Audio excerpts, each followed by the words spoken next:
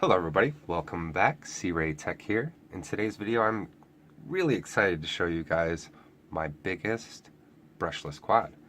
This build was really fun, sort of challenging, and was a learning experience, but to be honest that was really of no fault to the manufacturers. It was just I had to learn some things. So I am excited to show you guys the Hobbymate F3, I'm sorry, not F3.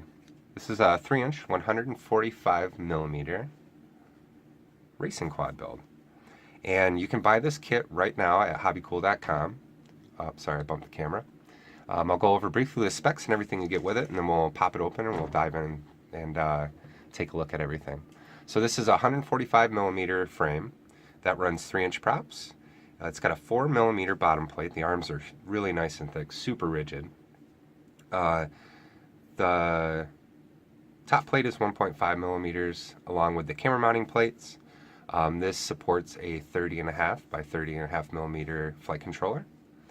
Let's see what else. So in the kit you're going to get the Hobbymate F3 all-in-one flight controller with VTX. You get a 4-in-1 20-amp ESC, 3030 tri-blade prop, 1306 brushless motors. And you can choose to receive a receiver, or you can choose your own. I went with a FrSky XM Plus receiver, and I've been flying this with my Tranus, and it has been awesome.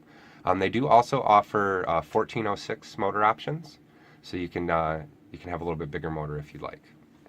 So we'll go ahead and pop the top off this, and we'll go over a couple little things, and we'll go from there. So to start, the flight controller. It's pretty cool. It's kind of a one-stop shop. So you have, it's an F3 flight controller with OSD. It's got a 5-volt 3-amp back with a 40-channel transmitter. It's very small, pretty lightweight, and it pretty much packs everything into one board, which for me was, and still is, kind of concerning. It makes for a very easy build, but it just worries me that if I lose one thing on this board, that it could affect the whole thing. So I personally don't know, and I will not know until I fly this for a while, that if I were to say burn up the video transmitter, will the flight controller be no good? I'm not sure. But so far so good. I did have a few issues with the camera in the beginning, but to be honest that was just due to my ignorance in these builds, and I thought that running the camera off the 5-volt pad would be enough, but if there's any fluctuation in voltage, that's going to cause brownouts and issues with the camera. So I ended up running the camera directly to the battery pads, and since then I've had really no issues.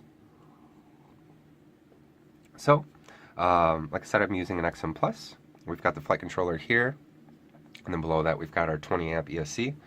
This build, like I said, was a little challenging, but for the most part, a lot of it was just, I kind of rushed through it, and I really wasn't paying attention to some things, and that miss on the power for the camera was interesting. But yeah, really all I had to do was plug in the ESC to the flight controller. They give you every cable that you need, so wiring in the ESC and plugging it in. Same with the camera. I ran the power directly to the battery, to the battery pads right here. And then I've got this single Molex I can plug in for my camera.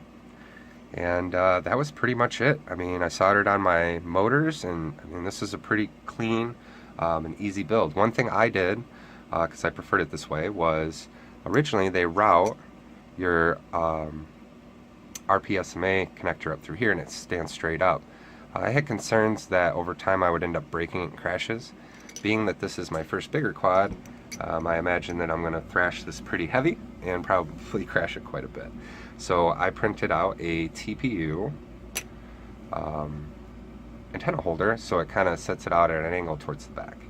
And just to show you what it looks like, gives it a little bit lower profile too. So instead of it sticking straight up, because I don't have any nubby antennas yet, and maybe if I had one of the nubbier antennas I would run that on the top, but for now I'm just going to be using it at the back just like that.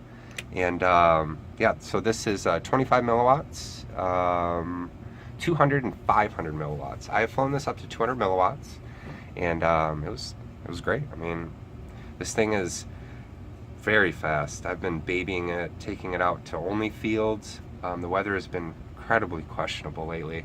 The second we get some decent temperatures, it gets super windy. So the flight footage that I do have was about the best weather we've had recently. And it was pretty windy that day, and I was doing some testing. And in this video, you'll notice that my video range is pretty short. I was running on 25 milliwatts at the time. So I hope that once the weather clears, I can get some more footage out for this. But yeah, this thing was a blast to build. Super fun to fly. It's not, the price on it's pretty good. I want to say it's under $150 for this kit. Yep, on Hobby Cool right now it's $139.90. And like I said, you get pretty much everything you need, and you're good to go to be able to start flying. Now I did notice that they, in the picture, they show that it includes an XT60, I believe. But I know that in my kit I did not receive one. So I would just make sure you have some on hand, or reach out to hobbycool.com support and see if they have it available. But yeah, I hope you guys enjoyed this video. If you have any questions pertaining to this build or any of the parts available in it, definitely let me know, and I will be happy to answer them. Stay tuned for some flight footage. I am going to be doing some testing with some GemFam props that I picked up that look pretty sharp. So we'll be checking out these 3-inch props here, see how they perform. These are 3052Rs, so we'll check those out pretty soon. Yeah, like I said, I hope everybody enjoyed this video. If you have any questions, definitely feel free to ask.